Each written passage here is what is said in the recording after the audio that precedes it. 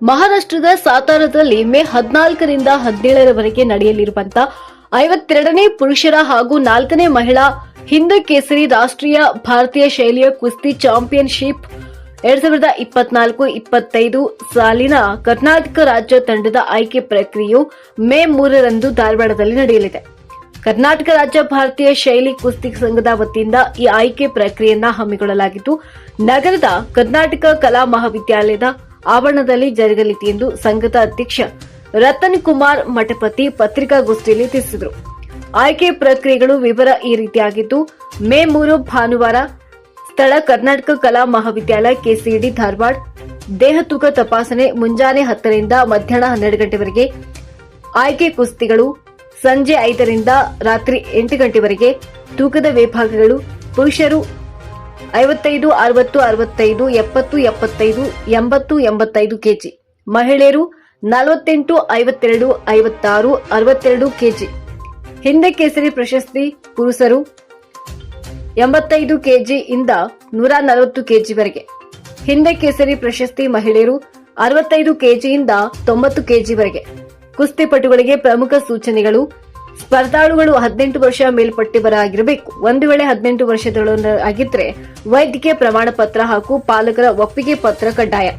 ಮೂಲ ಆಧಾರ್ ಕಾರ್ಡ್ ಮತ್ತು 2 ಪಾಸ್ಪೋರ್ಟ್ ಅಳತೆಯ ಬಣ್ಣದ ಫೋಟೋಗಳನ್ನು ತರಬೇಕು. ಉತ್ತೇಜಕ ಮದ್ದು ಸೇವನೆ ಮಾಡಿದ್ದು ಸಾಬೀತಾದಲ್ಲಿ ಕಠಿಣ ಕ್ರಮ ಹಾಗೂ ಅಮಾನತು ಮಾಡಲಾಗುವುದು. ಆಯ್ಕೆ ಪ್ರಕ್ರಿಯೆಯಲ್ಲಿ ಕುಸ್ತಿಪಟುಗಳಿಗೆ 2 ಕೆಜಿ ತೂಕದ ರಿಯಾಯಿತಿ ನೀಡಲಾಗುವುದು. ಶಿಸ್ತು ಕಾಪಾಡುವುದು ಕಡ್ಡಾಯ.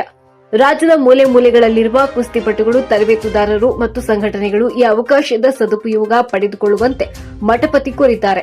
ಹೆಚ್ಚಿನ ಮಾಹಿತಿಗಾಗಿ 6360242462 9972842966 ಅಥವಾ 9481980689 ಸಂಖ್ಯೆಗಳನ್ನು ಸಂಪರ್ಕಿಸಬಹುದು. ಈ ಪತ್ರಿಕಾಗೋಷ್ಠಿಯಲ್ಲಿ ಸಂಘದ ಕಾರ್ಯದರ್ಶಿ ಎಂಆರ್ ಶರ್ಮಾ, ನಿಂಗರಾಜ್ ಹಡಪದ್, ಆನಂದ್ ಹೊಳೆಹಡಗಲಿ, ನಾಗನಗೌಡ ಪಾಟೀಲ್, ರಾಯಪ್ಪ ಬಾಗಲಕೋಟೆ ಉಪಸ್ಥಿತರಿದ್ದರು. ಹಾಗೂ 4ನೆಯ ಮಹಿಳಾ ಹಿಂದ್ ಕೇಸರಿ, ಭಾರತ ದೇಶದಲ್ಲಿ ಸರ್ವಶ್ರೇಷ್ಠ ಪ್ರಶಸ್ತಿಯಾದಂಥ ಹಿಂದ್ ಕೇಸರಿ ಪ್ರಶಸ್ತಿ ಮತ್ತು ರಾಷ್ಟ್ರೀಯ ಚಾಂಪಿಯನ್ಶಿಪ್, ಅದು ಹಿರಿಯರ ಚಾಂಪಿಯನ್ಶಿಪ್ ಆಗಿರ್ತದೆ. ಆ ಕುಸ್ತಿ ಸ್ಪರ್ಧೆಯಲ್ಲಿ ತುಂಬ ಆಕರ್ಷಕ ಬಹುಮಾನಗಳೊಂದಿಗೆ, ಪದಕಗಳೊಂದಿಗೆ, ಸರ್ಟಿಫಿಕೇಟ್ಗಳೊಂದಿಗೆ ಆ ಕಾರ್ಯಕ್ರಮ ನಡೆಯುವುದರಿಂದ ಆ ಕುಸ್ತಿಗಾಗಿ ಕರ್ನಾಟಕ ತಂಡದ ಆಯ್ಕೆ ಪ್ರಕ್ರಿಯೆಯನ್ನು ಧಾರವಾಡದಲ್ಲೇ ಇಟ್ಕೊಳ್ಳಿಕ್ಕೆ ಒಂದು ಕಾರಣ. ಇದು UWW ಅಂತೀವಿ ಸರ್, ಯುನೈಟೆಡ್ ವರ್ಲ್ಡ್ ರೆಸ್ಲಿಂಗ್ದಿಂದ ಭಾರತ ದೇಶದ ಭಾರತೀಯ ಕುಸ್ತಿಗೆ, ಅಂದರೆ ಭಾರತೀಯ ಶೈಲಿ ಕುಸ್ತಿಗೆ ಮಾನ್ಯತೆ ಸಿಕ್ಕಿರೋದು.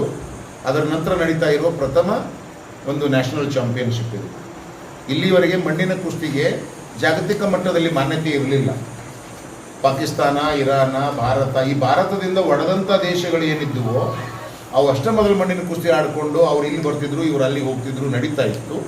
ಈಗ ಇದು ಜಾಗತಿಕ ಮಟ್ಟದಲ್ಲಿ ಬೆಳೆದು ಮುಂದೊಂದು ದಿನ ಒಲಿಂಪಿಕ್ನೊಳಗೂ ಅರ್ಹತೆ ಪಡೆಯುವಂಥ ದಿನ ಈ ಮಣ್ಣಿನ ಕುಸ್ತಿಗೆ, ಭಾರತೀಯ ಶೈಲಿ ಕುಸ್ತಿಗೆ ಬಂದಿದೆ.